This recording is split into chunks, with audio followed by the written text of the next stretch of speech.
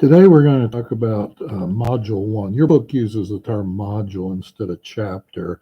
And of course, that may, I hope it doesn't, but it may get a little bit confusing since we have the Canvas is broken down in modules.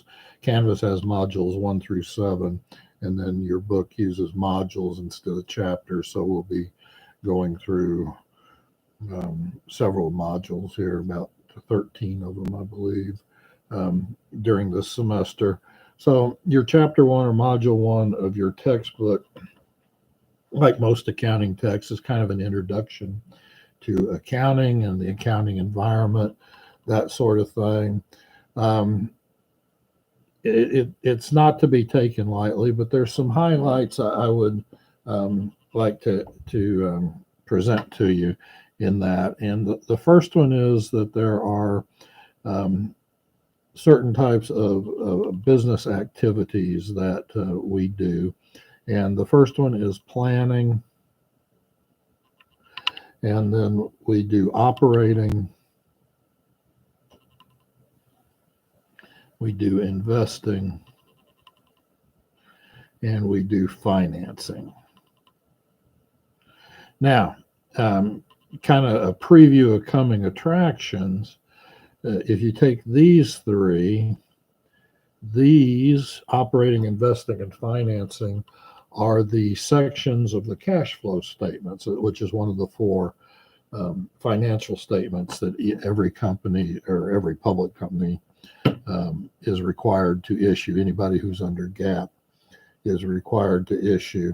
And so those are the things. Now, let me explain just a little bit, because obviously planning is what are we going to do? How are we going to do it? One of the big conundrums is what's the difference between strategy and tactics? And to be honest, they can kind of get overlapped a little bit depending on what you're looking at.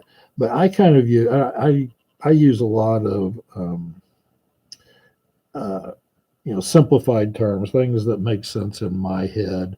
And they hold true. Is it a perfect textbook definition? No, but I don't want to memorize textbook definitions, and I don't think you should either.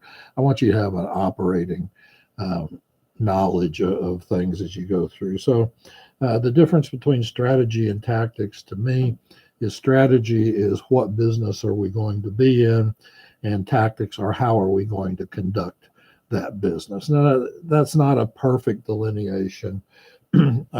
For example, you think about Walmart, they obviously are in the business of selling retail goods.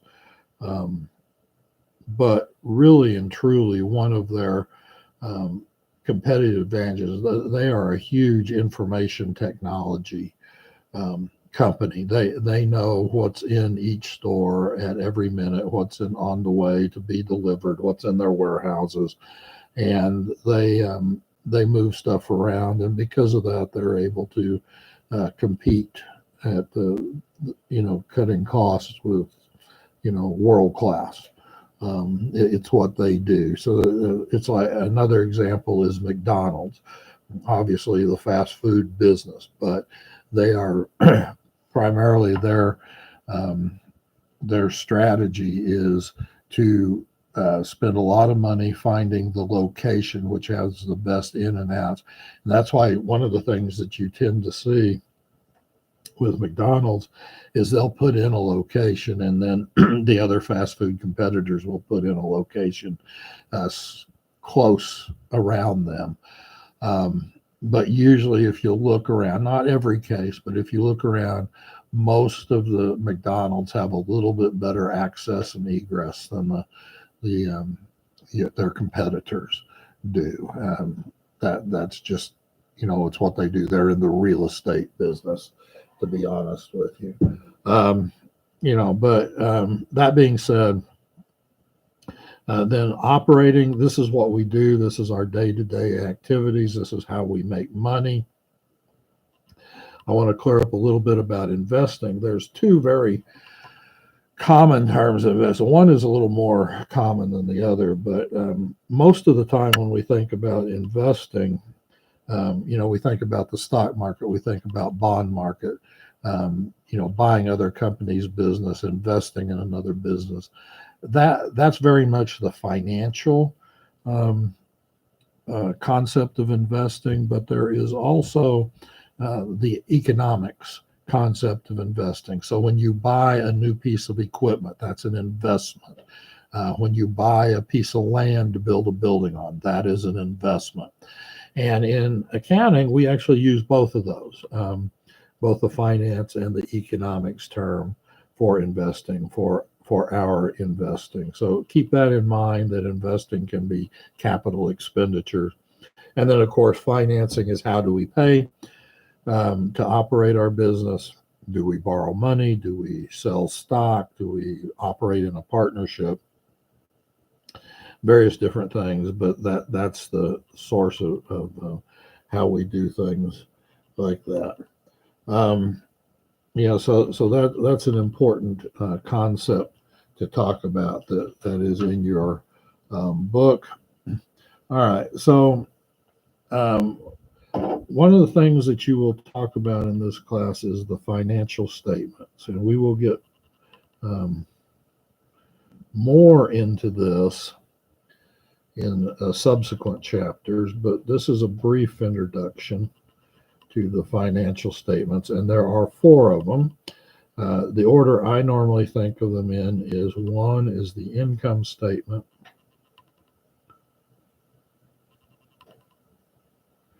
2 is the balance sheet,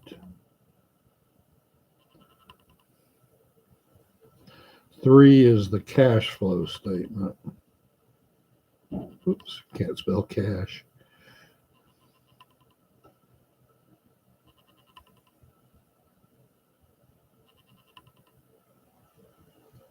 And number 4 is the statement of changes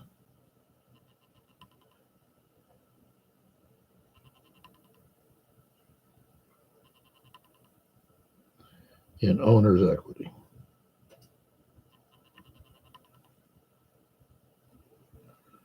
All right.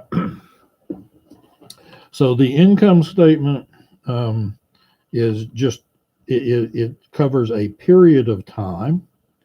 And so usually, we think of generally a year, but we can do shorter period. We're mandated by law to issue them on a yearly basis, but we often issue them on shorter periods, quarterly or even monthly income statements. But it's for a period of time, and it shows our revenues and our expenses, and that's basically what it is.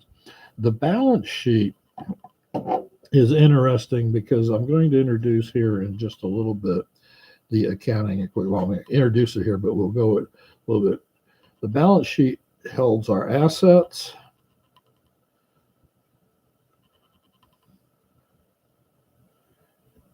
and that equals our liabilities and our owner's equity.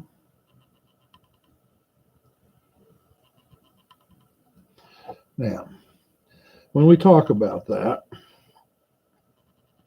an asset, again, these working definitions, an asset is what I have. If you want to be a little more formal, an asset is what I have in an effort that I will use in an effort to create a profit, right?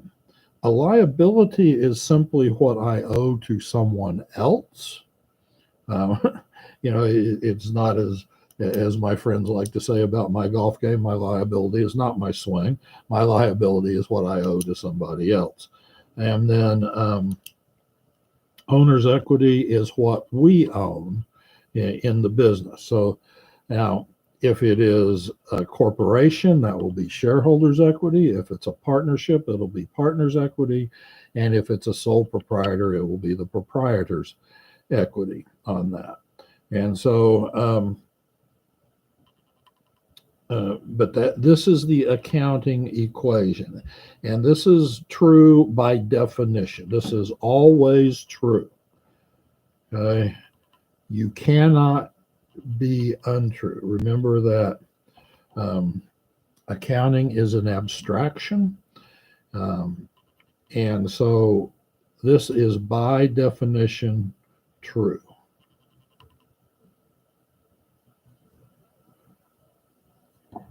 And we'll get more into that in a little bit here. The cash flow statement, which I already alluded to, is broken into three sections: the operating section, the investing section, and the financing section. The old name for this used to be the source and use of funds. The old name for the income statement was profit and loss statement. Old name for a balance sheet was a statement of financial position. And I'm not hearing those much anymore, but when I got into this, 40 years ago, people were still running around calling them by those names. And you'll still hear a couple old timers, especially profit and loss statement and statement of financial position. You'll still hear some old timers referring to that. And then finally, the statement of changes in owner's equity. This is just how this is just a statement showing what our retained earnings are. Retained earnings are basically the cumulative earnings of the company minus any dividends paid out. It will be our issuance of stock, our redemption of stock, any stock options that possibly that are made to the management group. Those sorts of things go into the owner's equity. Now, that being said, why do we issue these financial statements? That comes straight out of history. Financial statements were not required to be issued until after the great stock market crash in 1929, and I think it was the Securities and Exchange Commission, the securities law of 1932, that required that companies issue financial statements, public companies issue financial statements. Now, what we're going to start in this book is what's known as financial accounting. Now, financial accounting is for external users. Okay, this is important. Whereas managerial accounting, which we'll get to on the back half of this semester, is for internal use. We don't give those numbers out as a rule. I mean, there's no law that says we can't, but as a rule, we don't. And so, but these financial numbers are for what we call external users. So they're for stockholders. They're for creditors like the bank or the bondholders. They're for regulatory agencies like the government, the state, those sorts of things. The IRS uses financial statements. You are one of the things that corporations are required to do is to reconcile their taxable accounting income to their financial statement income. Schedule M2 and M3 of an IRS are required to do that. So this they're also used, for a number of public goods in looking at public policy and that sort of thing. So financial statements are very important, but because they are made for outsiders, they're very rule bound. Now, that being said, there are two standard setting groups in the world. The first in America, which we are subject to, is the Financial Accounting Standards Board, the FASB, FASB, Financial Accounting Standards Board. They are actually under the PCAOB, Public Company Oversight Accounting Board, and the SEC comes in there. They have certain rules and regulations beyond that. But these are the regulatory bodies for accounting. Obviously, Congress has oversight over these. FASB is a private group, but so it has oversight by rule of these things. And all of this creates what we call GAAP. Bring that down a little bit. GAAP, generally accepted accounting principles. Now, the United States under FASB is a very rule dominated accounting system. And then on the international stage, you have the IASB, and there was and they issue what's called IFRS, International Financial IFRS Regulatory Standards, IFRS. There is some, right now, if you are a foreign company, you can list on a U.S. stock exchange and still use your IFRS. So they are very principled as opposed to rules basis. Now, let's see. It was when I was in graduate school. So we're talking George W. Bush was president, and he and Angela Merkel signed an agreement to try to what they call basically merge these two accounting standards. And that's a couple of politicians not understanding what's going on. In theory, merging the standards, or convergence is what they called it, it is a wonderful idea. We'd all be under the same standards over the entire world, except, right, the devil is in the details of all this kind of stuff. First of all, there is not one set of IFRS. Every country gets its own little carve out for the rules that they want. So they still call it, we're under IFRS, but France gets to do certain little things, and Germany gets to do certain little things, and Japan gets to do certain little things that are different from the other countries. And so there's not one set of IFRS per se. The other thing about IFRS is that you have to know how business is different. So IFRS is dominated by England, France, Germany, Japan, the large Western, what we call Western. Always confuses me when we include Japan in Western, but they're part of the, what we call Western world. But the way business is done is very different between these IFRS countries and the U.S.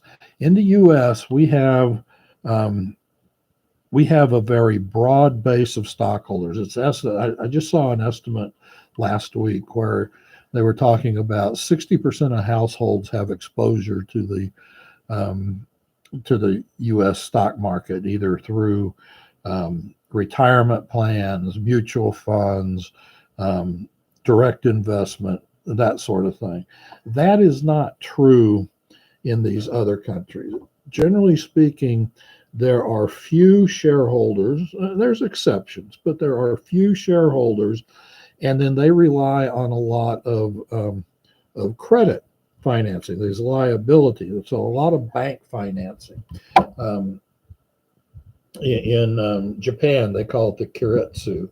In the Korea, very similar to the chaebol. In Europe, but and so it's different. And so under GAAP, because we have this broad ownership, our emphasis in the U.S. is on the income statement, because because we want to know what's our share of the earnings. And so one of the rules is, we have to make decisions when we're putting together these financial statements. And if a decision comes down to whether the income statement's going to be more accurate or the balance sheet's going to be more accurate, we're going to make the income statement more accurate. That's written in the rules of U.S. accounting. On the other hand, under IFRS, because they have very few shareholders, they can go and they rely on the managerial accounting. They know what the numbers are. and they have the bankers. And so there is much more emphasis on the balance sheet over here, because it's how am I going, because they have all this debt financing, it's how am I going to get paid back, right? And so that and any, by income is one way to get paid back, but by having assets is another way of being paid back. So in the IFRS system, if we have to make that decision between which is more accurate, the income statement or the balance sheet, they will always side on the side of the balance sheet. There's lots of little differences. If you're just talking about a small mom and pop, like a corner convenience store, the differences wouldn't be noticeable. It's when you get into these large companies and you're dealing with revenue recognition and you're having to parse out different parts of revenue. How much is to a service? How much is to a good? I sell you I sell you a piece of John Deere tractor, and included in that is the service contract for that. Well, now how much do I allocate to the tractor, and how much do I allocate to the service contract? And it makes a difference as to when I can recognize that revenue on these sorts of things. So IFRS and GAAP are very similar in many ways, but there are some big points that we have divergences with those things. But those are the two that come under things. Two different ways that we have of preparing financial statements. We will focus on GAAP, although once in a while I will point out a couple of things that are unique and distinct under IFRS as we go through the semester on that. Let's see.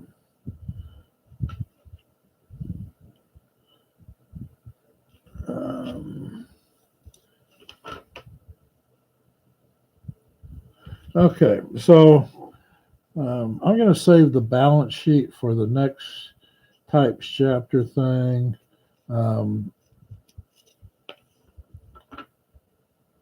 That'll be there. Statement of stockholders' equity, statement of changes. Okay, one of the things as graduate students that we focus on as opposed to the undergraduate is the financial ratios, because a lot of times your job will be to analyze companies and their differences. So one of the first ones that we talk about is ROA, return on assets. It's sometimes called, AKA, ROI, return on investment, return on assets, return on investment. It's pretty much the same thing. Now, when I present this, let me tell you, I'm going to show you the basic calculation, which is what your book shows you and what you'll be responsible for. But understand, any company that you go to work for will have its own nuanced version. They eliminate this, they carve out this little bit because they don't think it's important, or they include this, various things. Each company is going to be a little bit different in how they do it. There's, I don't know if it's here, or if it's at my house.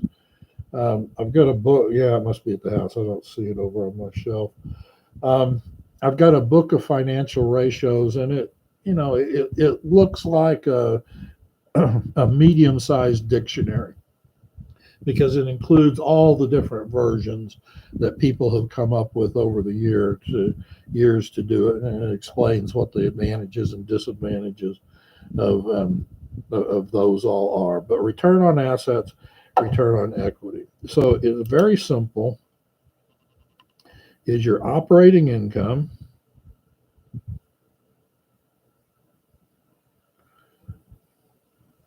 divided by your total assets. Okay, so that's return on on equals ROA. Okay, now it turns out, and it's presented in your book here. In my book, it's page 1-19. It presents something here, and it calls they say it's the return on assets disaggregation. Most people know that as the DuPont identity because it was created by DuPont's back in the 1800s. And when we get to managerial accounting, the DuPont Corporation was absolutely brilliant back in the 1800s. And they were at that time a dynamite company. They have since morphed into a full-blown chemical company now, but they were a dynamite company, and they came up with a lot of the managerial accounting that we still use today, to the point that when General Motor, when they consolidated all the different car brands like Chevrolet and Buick and Cadillac and all those into General Motors Corporation, they brought in Alfred DuPont to head the General Motors organization. He was the first president of General Motors because he was so brilliant at these accounting things. But the DuPont identity says that your return on sales times your asset turnover equals return on assets. Okay, so return on sales is simply your operating income divided by your sales. Okay, and so then your asset turnover is your sales divided by your total assets. And that equals your return on assets. Well, that makes sense because just a little algebra, we cross that out, we get operating income over total assets, operating income over total assets. We've got our ROA, all right, return on assets there. Now, what does this do for you when I disaggregate that like that? What does that do for you? This tells you, are you selling for enough?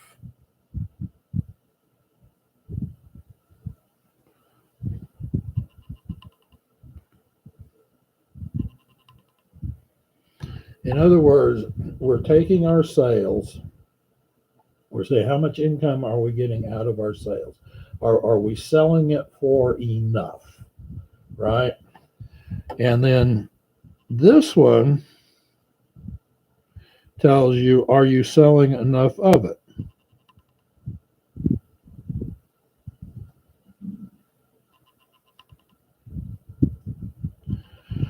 So this is profitability,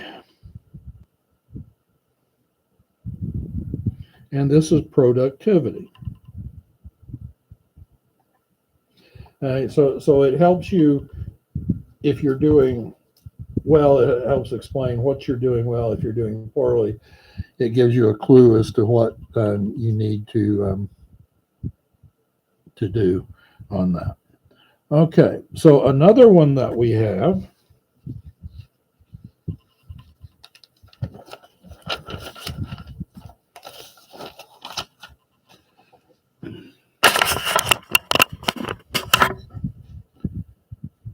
is ROE, and this stands for return on equity, and that is just simply our operating income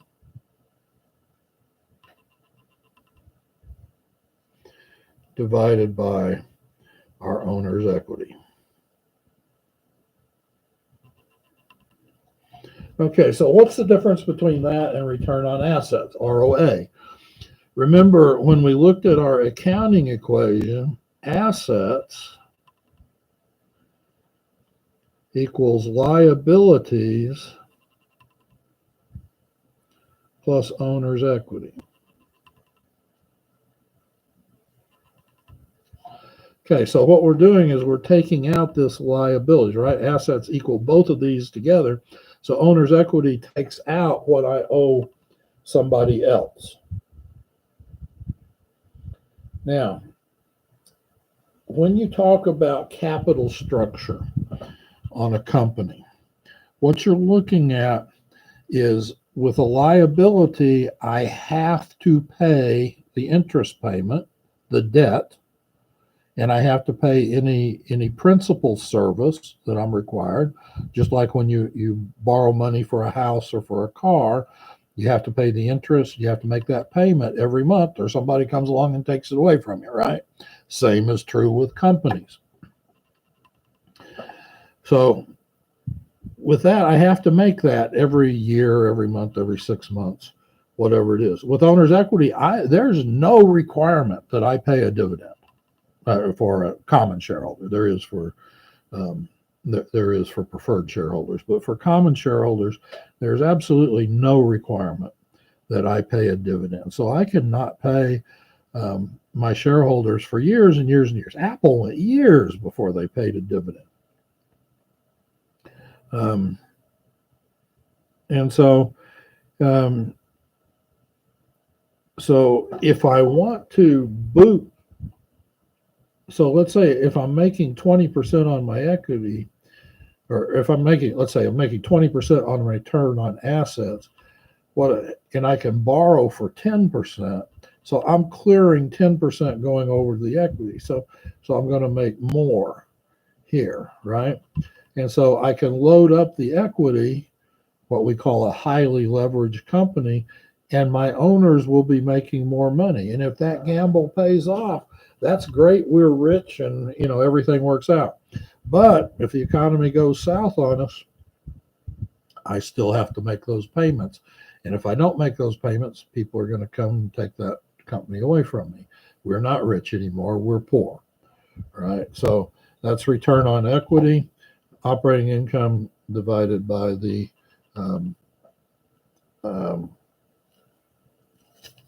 equity that we have in a company.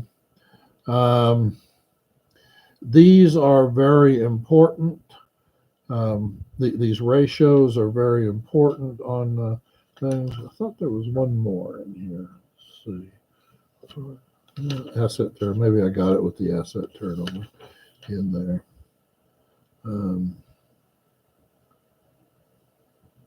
Okay, then they talk a little bit about, in your textbook here, they talk about strategic. There's a couple of ones that they use here on the business analysis. You will learn more about this in your 63, 66 class. That's a whole class based on, if you're an MBA student. Accounting and finance, I don't believe have to take that. But there's different ways of analyzing a company. Michael Porter has a couple of really interesting ways. One of them is called Porter's 5 Forces. This is in your book. And with Porter's 5 Forces, you look at the industry competition.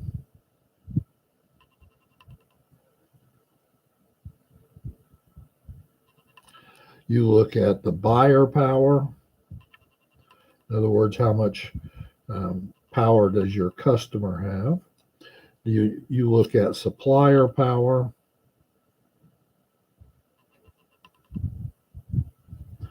That sort of thing. You look at substitutes. What will go in place of that?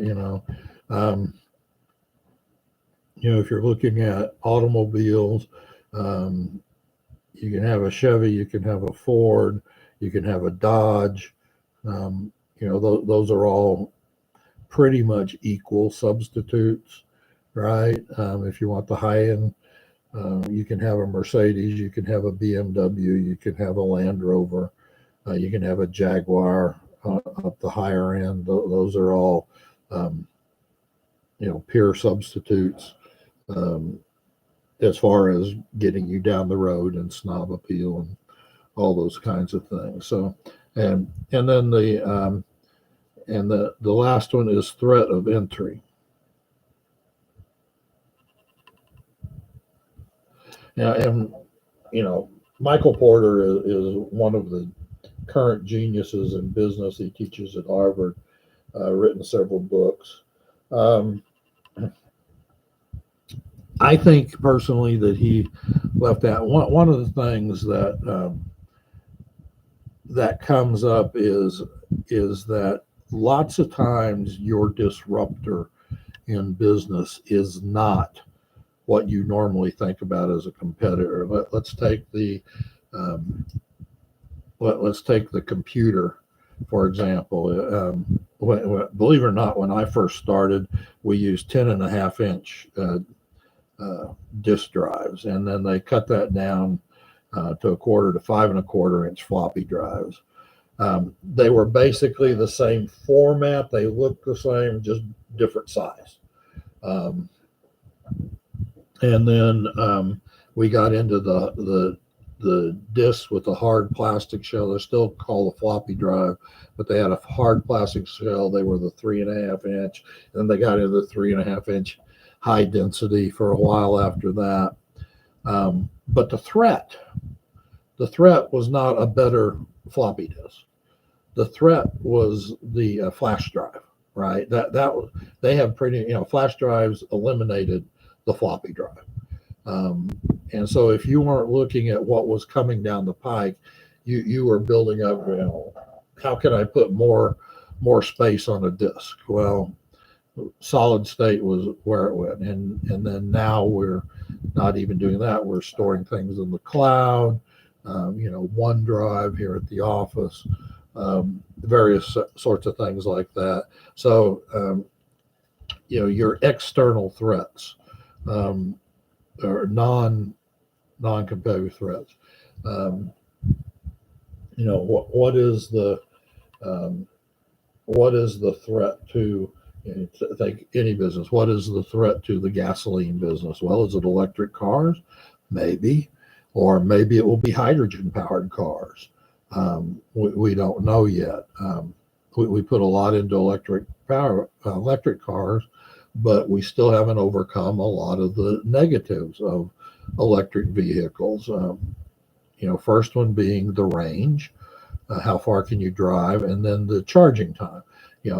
I can drive my gas-powered vehicle until it's almost empty of gas in 10 minutes, have it filled back up, and gone to the restroom, got a snack, and come back, and I'm ready to go. With an electric vehicle, I'm there for an hour, maybe two. If it's cold, I might not be able to. If it's cold enough, I might not be able to charge it at all. We haven't gotten through that.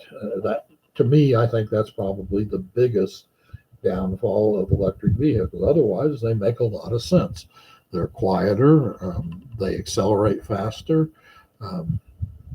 So there's a lot of advantages to an electric vehicle, but we still haven't gotten over a couple of the downsides. Will electric vehicles be able to overcome that with battery or something that replaces what we currently know as lithium-ion batteries, or will it be something like hydrogen power or some other type of fuel that eliminates that? We don't know right now, but it's kind of an interesting proposition to think about on that. Another type that we have is this is a real old one. This was SWOT analysis, and that stands for strengths, weaknesses, opportunities, and threats. And those are good things. Another one I like, it's not in your book, is Boston Consulting Group.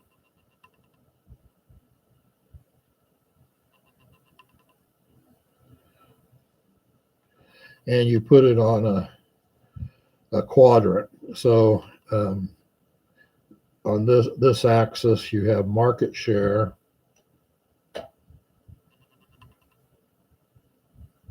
And on this axis, you have growth. And you can switch the axes, it doesn't matter. That. So you can have high growth, high market share. That would be your star. High growth, low market share. Those we generally study. Low growth, but high market share is your cash cow. And then the final one is low growth and low market share, and that's a dog. And the thing with that is that we've always said in business is that you feed your stars, you milk your cows, you shoot your dog, and you study your question mark. All right. So that's another way to look at different companies. And so that a couple other things that are in this chapter, maybe it's in the appendix here. There's 2 appendixes in this first module or first chapter. The first one is on data analytics. Believe it or not, the Securities and Exchange Commission was one of the early ones to incorporate data analytics. You are required, a company is required to file their 10Ks and 10Qs, which is basically the annual and quarterly report. With the Securities and Exchange Commission, in a format that is downloadable, right? And trying to think of the name for that. It's Edgar, but Edgar is the statement, but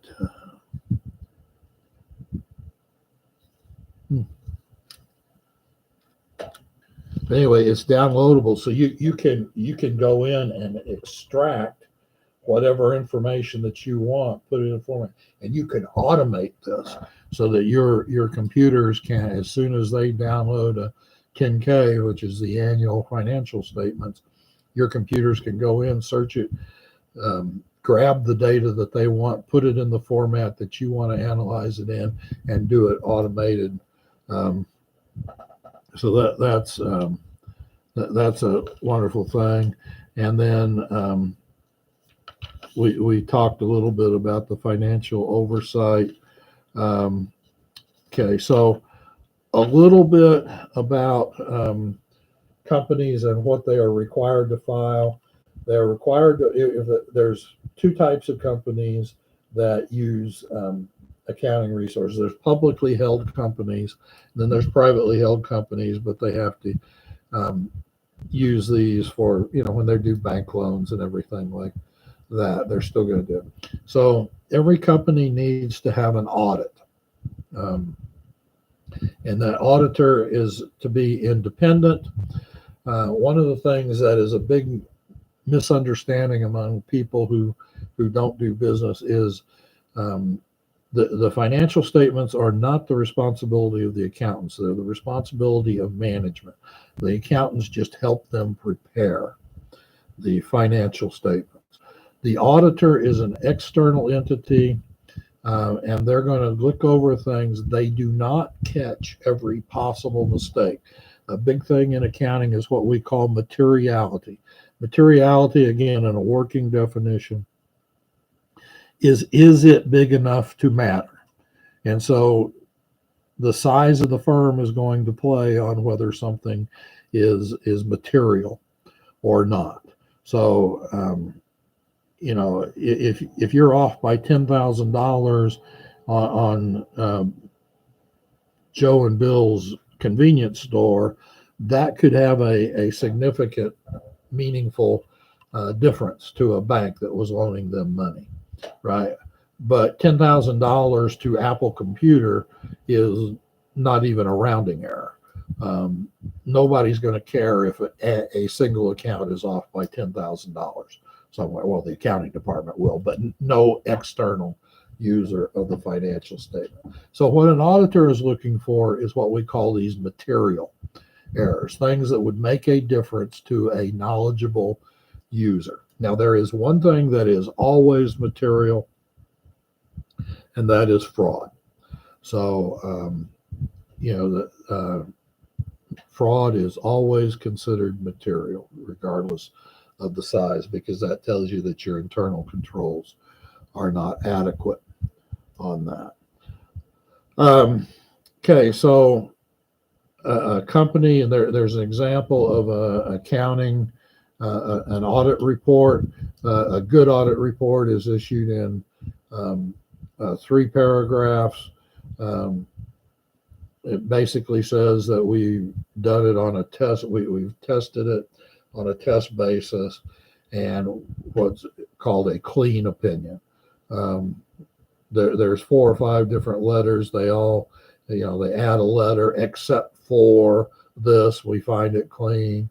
The 2 that you never get is a going concern or a letter. That means a going concern just means that we don't think it'll be in business in the foreseeable future. And the other one is their accounting sucks and we can't sign off on this. You never get that letter. The auditors get fired before that letter is issued. So it's always of interest when auditors get fired or replaced, what's going on with that company. So that's always interesting. Now, the president or the chief financial officer is required to sign off. This is a Sarbanes-Oxley rule, came about in the early 2000s, are to sign off that there are no material misstatements in the financial statements, and the financial statements are not just those 4 documents, but it's all those footnotes. So we have financial statements that are basically 4 pages long, right? For example, I don't know currently, but a few years back, I was looking at ExxonMobil's financial statement. It was only 18 lines long. So you're not going to get a whole lot of information out of the income statement from a company that size. But then you might have another 100 pages of footnotes, and the footnotes are very much a part of the financial statements. So those are important also. So the CEO or the CFO is required to sign off on the statements, that there is possible jail time if they commit fraud on that. Each company is required to have an audit committee. The audit committee cannot consist of the CEO, cannot be on it, the CEO or the CFO. And if there are, these are members of the boards of directors that are not the CEO, not the CFO, and they are a direct pipeline to the audit committee. If the audit committee finds something, usually what happens is that they say, okay, we found this. We're going to give you a couple of days, usually about 48 hours. We're going to give you to go tell this to your board of directors. If you don't, we will, right? Because it's always better to come from the inside than from the outside. So that's if something is found that is, seriously problematic in the audit committee. And each company is required to have that. They have to be independent directors, not employees of the company for that. And at least one member of the audit committee must have some type of accounting background, financial background, stuff like that. The SEC, the Securities and Exchange Commission, regulates a lot of things. A lot of the investment practices. Of course, everything goes through the courts in these countries, so they get to sign off. The courts are very, very hesitant to change financial standards. Congress is actually less